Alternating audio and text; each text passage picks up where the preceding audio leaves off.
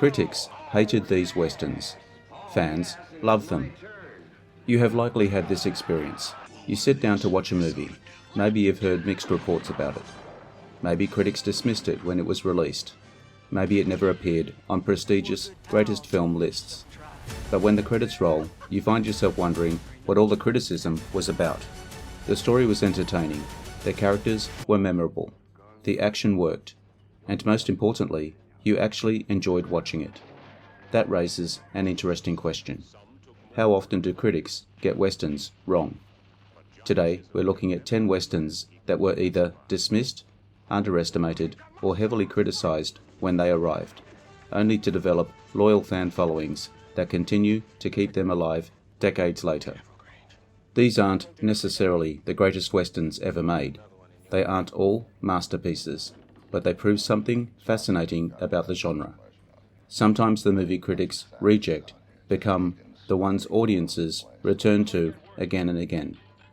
And as we go, let me know in the comments which westerns you love that never received the respect you think it deserved. Let's get into it.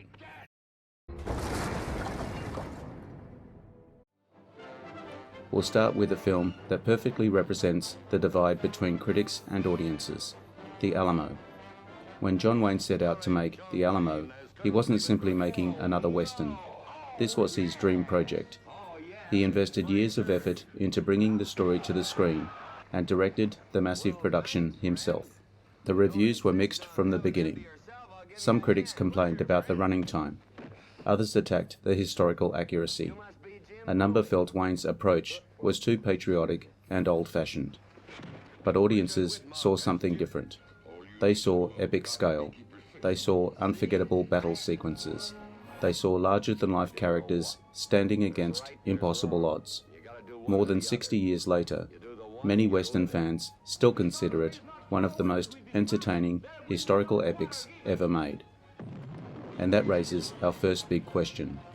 Should a Western be judged purely by accuracy, or by how powerfully it tells a story? Apes, but he does know the short way to start a war.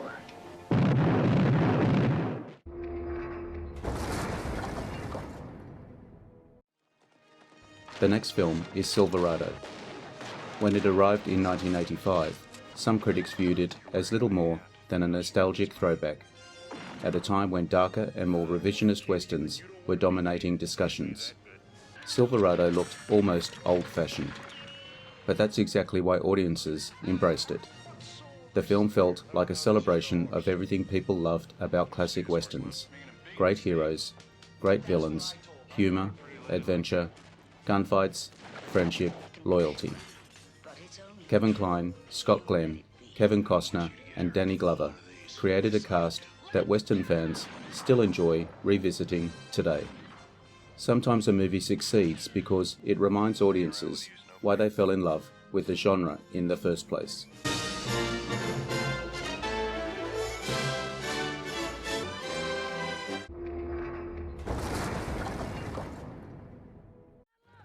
Speaking of audience favourites, let's talk about Young Guns. If you were reading reviews in 1988, you might have assumed the film was destined to disappear. Many critics dismissed it as style over substance.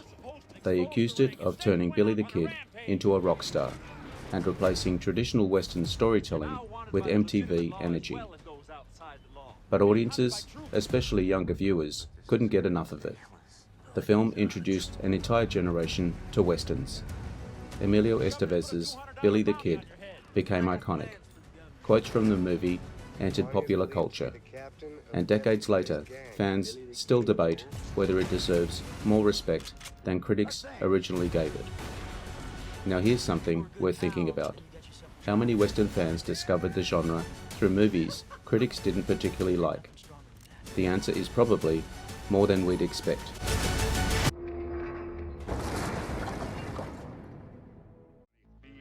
Its sequel, Young Guns 2, faced a similar problem. Critics once again focused on historical liberties and exaggerated performances. Fans focused on entertainment. The film delivered memorable characters, strong action, and one of the most famous endings in modern Western history. It remains a favourite among viewers who grew up during the late 1980s and early 1990s. Straight to hell. I don't take to tenderfoots in my gang. It ain't your gang, Dave. $1,000, Mr. Garrett, to catch one. Need to carry out the extermination of one William H. Bonney. Even their horses are crazy. They're starting to surround us. We gotta get out of here. Dave, it's your gang. What? It ain't my gang. It's your gang. It's always been your gang. I'll make you famous.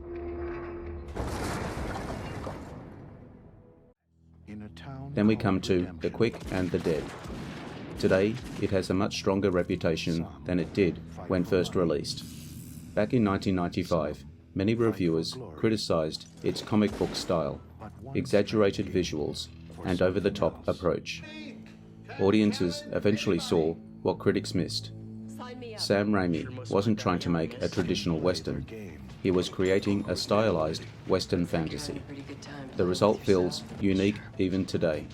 Sharon Stone, Gene Hackman, Russell Crowe, and Leonardo DiCaprio combined to create one of the most entertaining tournament-style Westerns ever filmed. And sometimes entertainment matters more than prestige. Hey, my fast. The Quick and the Dead. You're either one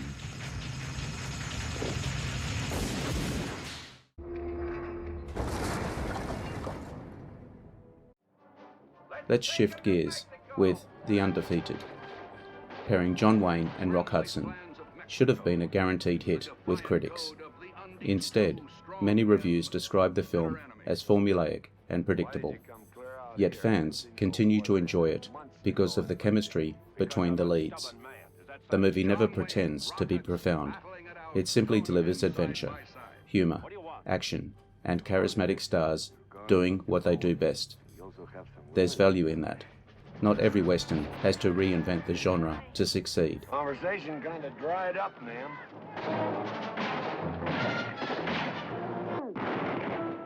What do you want of us, General? You will do as I say. You ready, Colonel?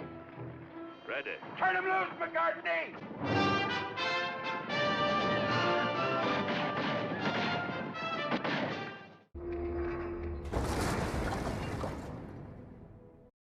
A similar story surrounds Chisholm, released during an era when Westerns were becoming darker and more cynical.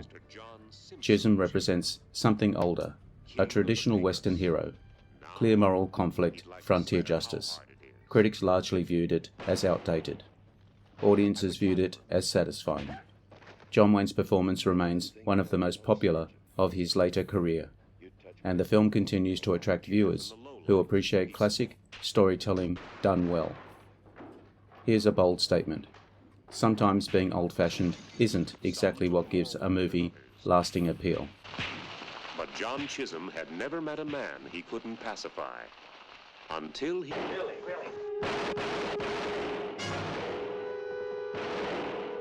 say you're running with the best of them now. Chisholm and Tunstall, that's good company. It's Chisholm!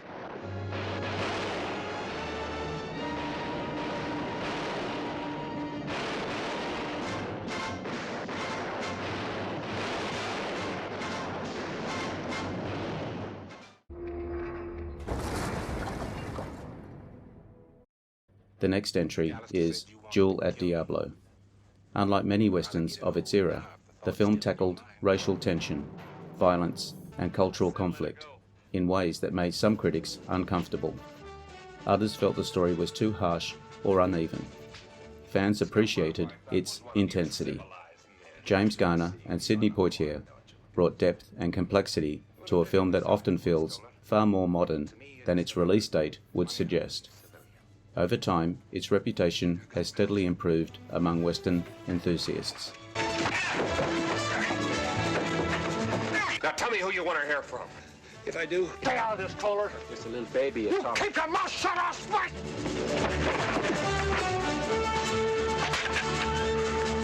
Pick it up. Be careful, Grange. I told you to pick it up. You Got another one in your holster, use that one.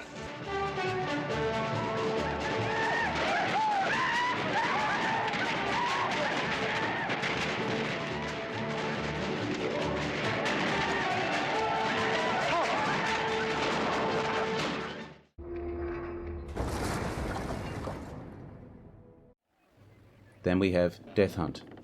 This Canadian frontier adventure, starring Charles Bronson and Lee Marvin, never received major critical acclaim, but viewers loved the concept. A legendary tracker pursued through the wilderness by determined lawmen, the film combines Western themes with survival adventure, creating a rugged and highly entertaining experience. Today it enjoys a devoted following that far exceeds the attention that it received from reviewers when first released. Will to be free. He killed to protect himself. Hudson didn't do anything I wouldn't do if I was in his boots. If I thought the killing would stop here, I'd let him go. Each other as enemies and triumph as heroes along the last frontier. There he is! We got it!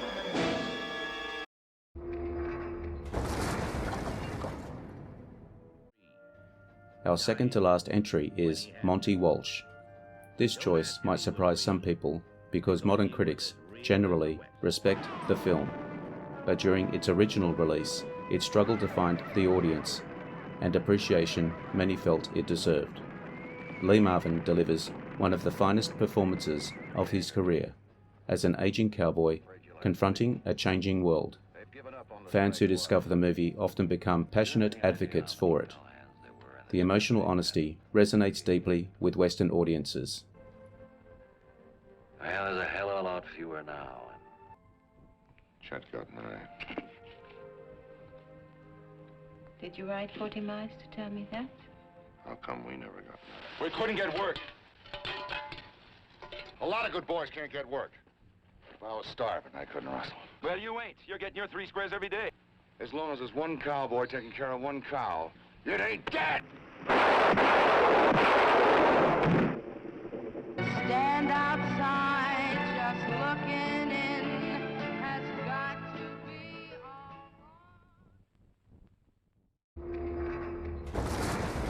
all. And finally, we arrive at Maverick. Critics were divided in this adaptation of the classic television series. Some loved its humour, others felt it wasn't a real Western. Audiences could have cared less. Mel Gibson, Jodie Foster, and James Garner created one of the most enjoyable Western comedies ever made. The film remains endlessly rewatchable because it understands something important. Westerns don't always need to be grim, serious, or tragic. Sometimes they're allowed to be fun. You should go out there and help him. Well, I could do that, absolutely, but, you know, after he's worked so hard, he might resent it. With a little luck, Maverick will be here. I think I prefer to draw. You gotta learn to loosen up, kid. Have some fun. This is poker.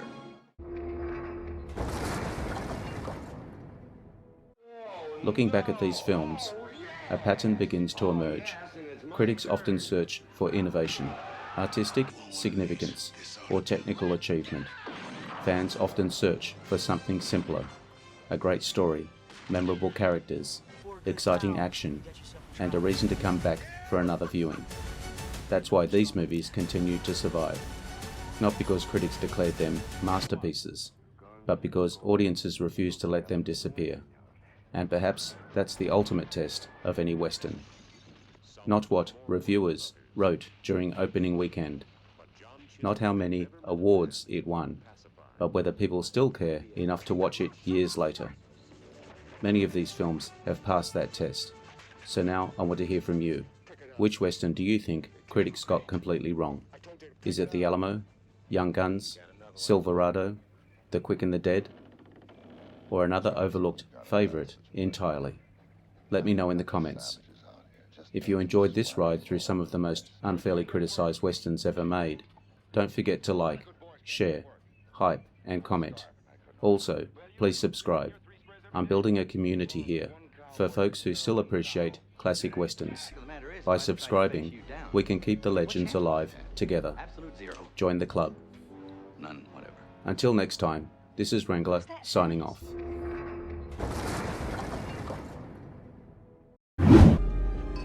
The channel for westerns and more.